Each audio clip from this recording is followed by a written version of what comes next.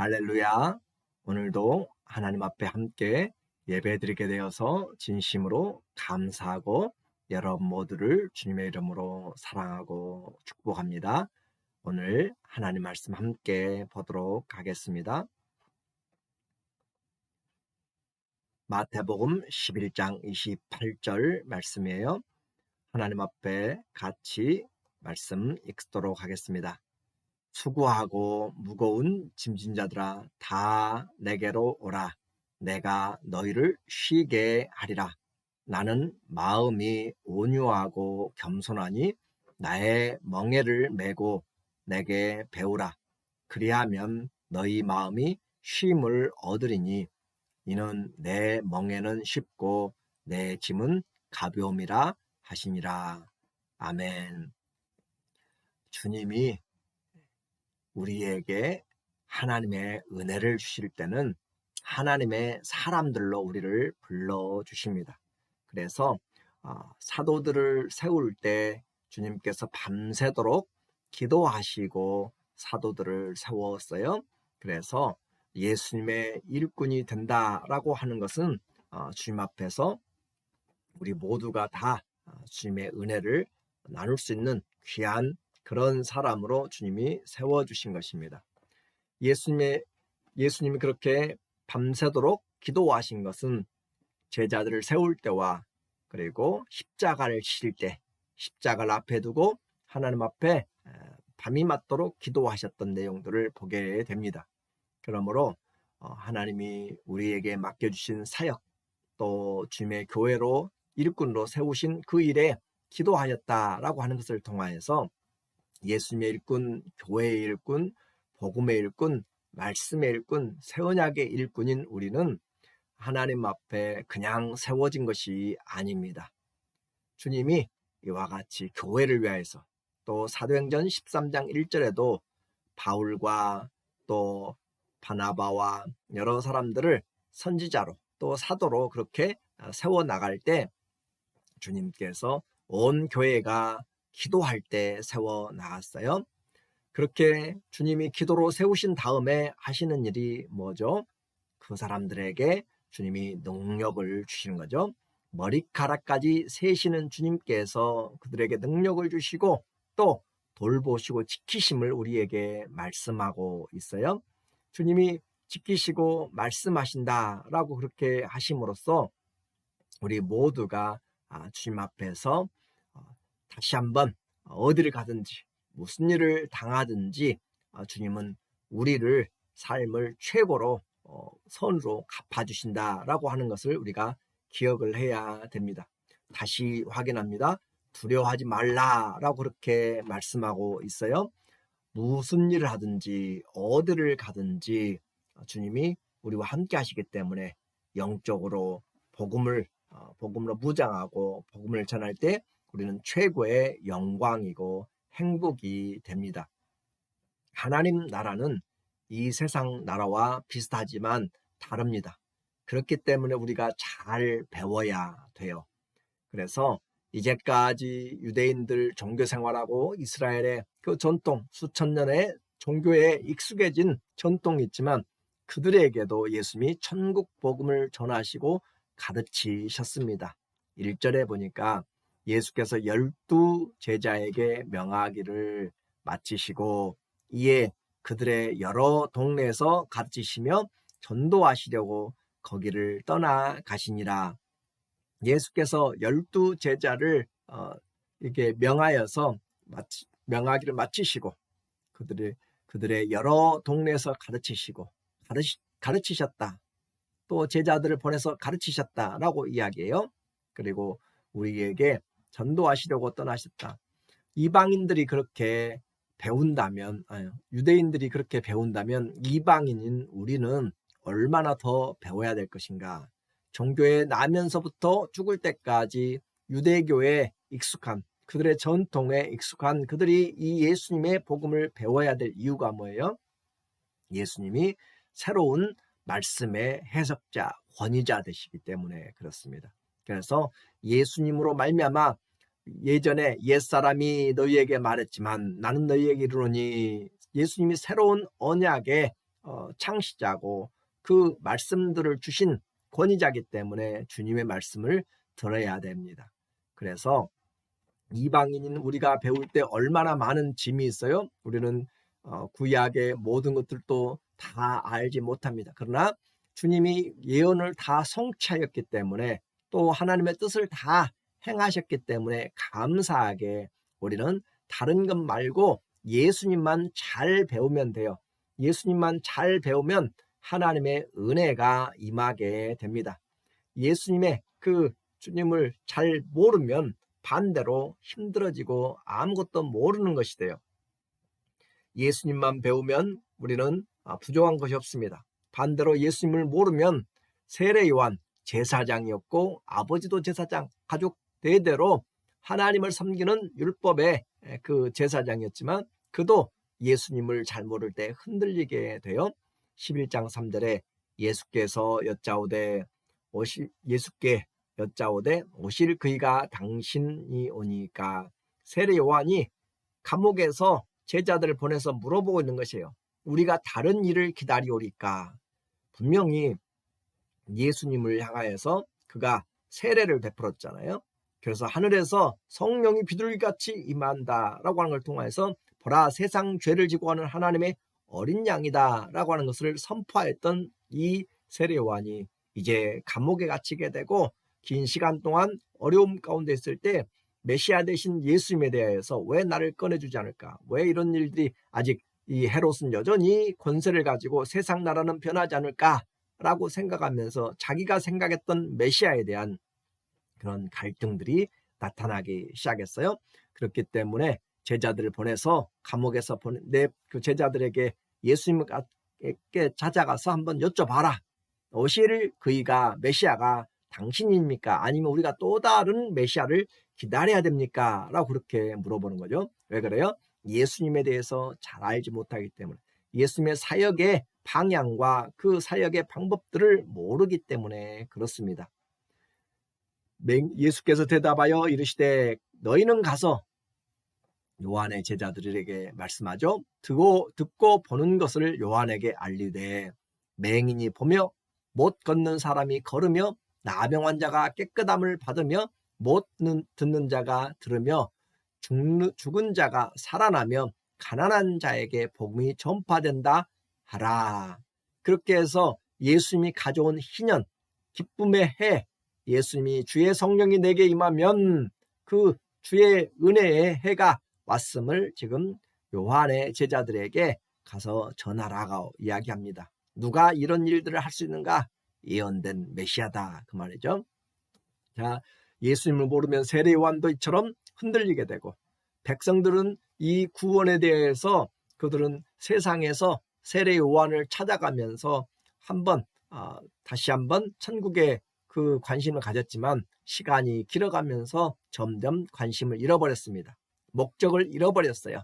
세례 요한을 찾아 광야에 갔을 때 구원에 대한 메시아에 대한 소망이 있었어요. 그러나 시간이 가면서 선지자를 찾기보다는 아름다운 옷을 입은 사람, 맛있는 것을 먹고 호화롭게 사는 사람들에게 세상 맛에 취하여서 세례 요한보다 진짜 더 큰 분명한 메시아이신 예수님이 오셨지만 그분에 대해서 관심을 갖지 못했고 예수님의 말씀에 대해서 깨닫지도 못했습니다.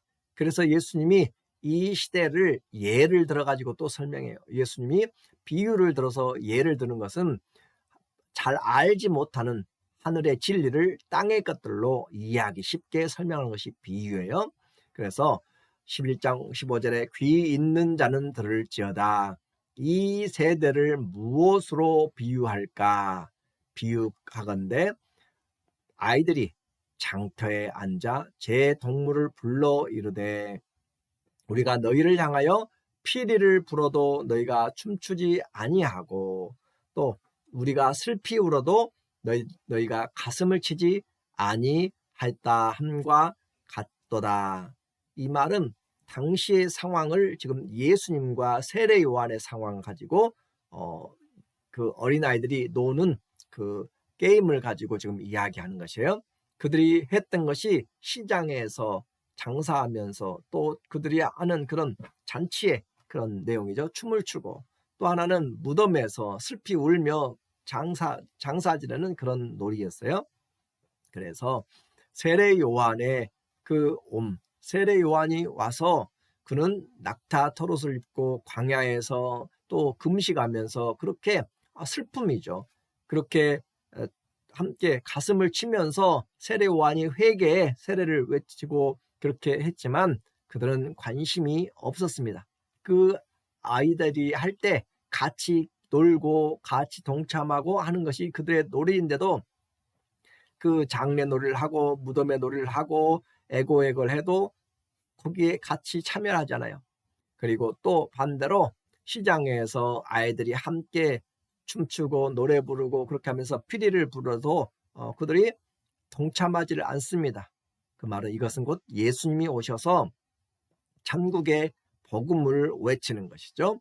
그렇게 주님이 와서 생명의 은혜를 나타내며 천국 잔치에 피리를 불어도 그들은 전혀 아무런 반응이 없고 복음의 찬송을 불러도 전혀 춤을 추어도 관심이 없습니다.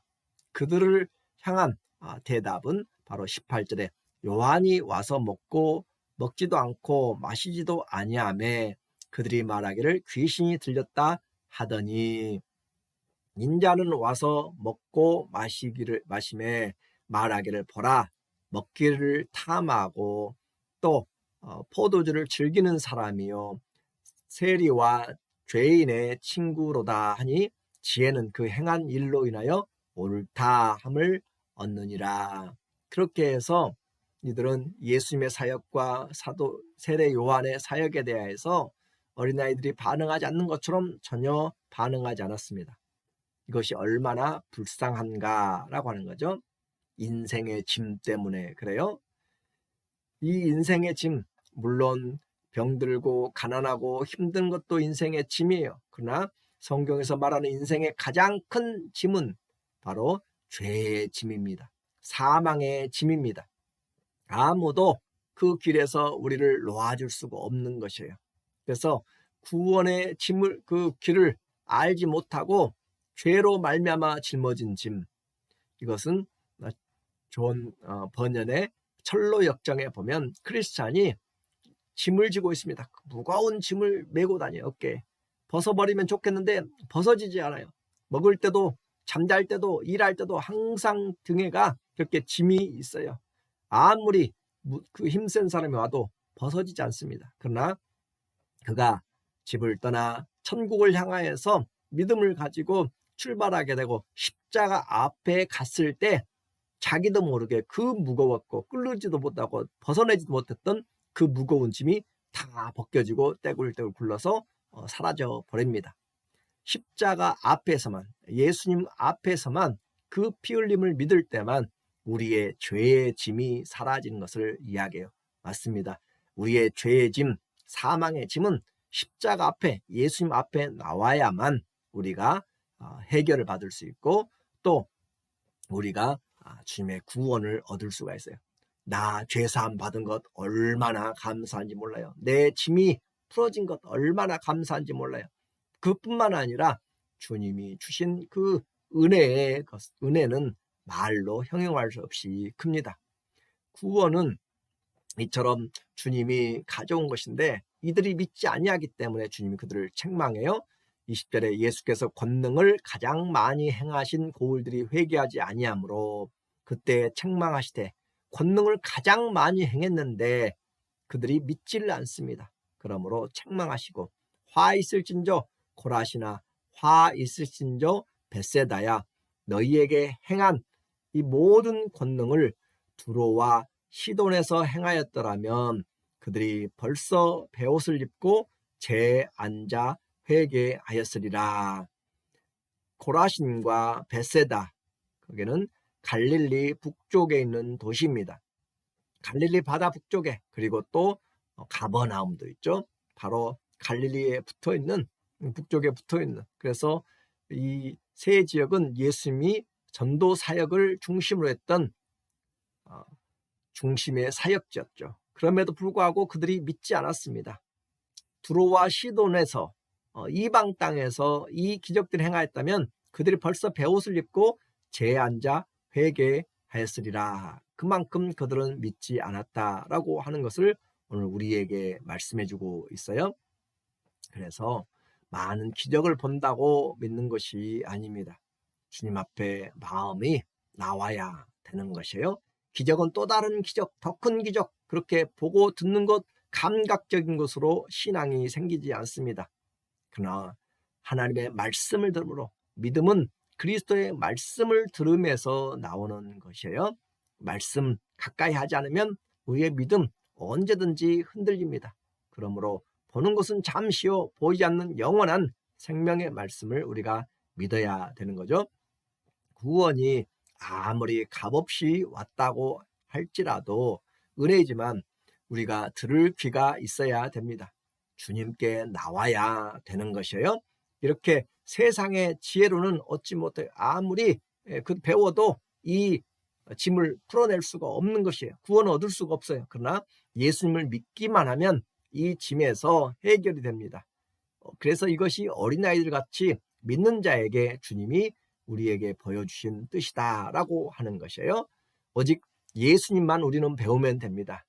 과거에 많이 배우지 못했어요. 그러나 예수님만 잘 배우면 우리는 하나님의 나라에 들어가는데, 또 이 땅에서 주님의 일들을 감당하는데 부족함이 없습니다. 주님만이 우리를 하나님 아버지께로 인도하는 유일한 계시이고 길이기 때문에 그렇습니다. 27절, 내 아버지께서 모든 것을 내게 주셨으니 아버지 외에는 아들을 아는 자가 없고 아들과 또 아들의 소원대로 계시를 받는 자 외에는 아버지를 아는 자가 없느니라. 오직 예수님만이 아버지를 알고 아버지도 예수님을 아신다. 그래서 또 아들의 계시를 받은 자, 아들에게 배운 자죠. 우리 성도들만이 아버지를 안다라고 그렇게 이야기합니다. 그래서 이것이 예수님이 우리에게 주신 지혜예요. 그리고 주님이 외치십니다.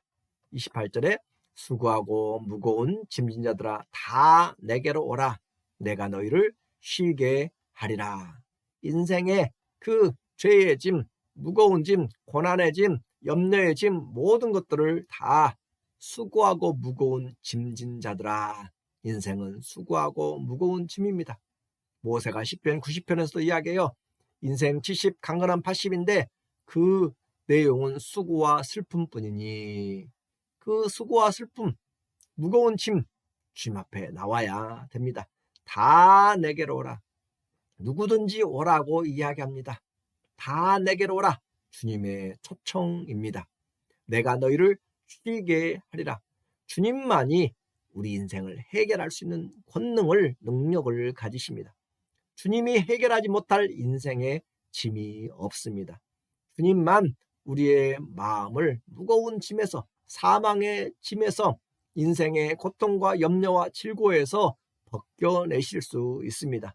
누구든지 쓰러지고 힘들어진 인생, 상한 갈대 같고 꺼져간 등불 같은 우리를 불러서 오라라고 하십니다. 돈 없는 자도 올 것이고 값없이 와서 생명수를 먹으라고 이야기를 합니다.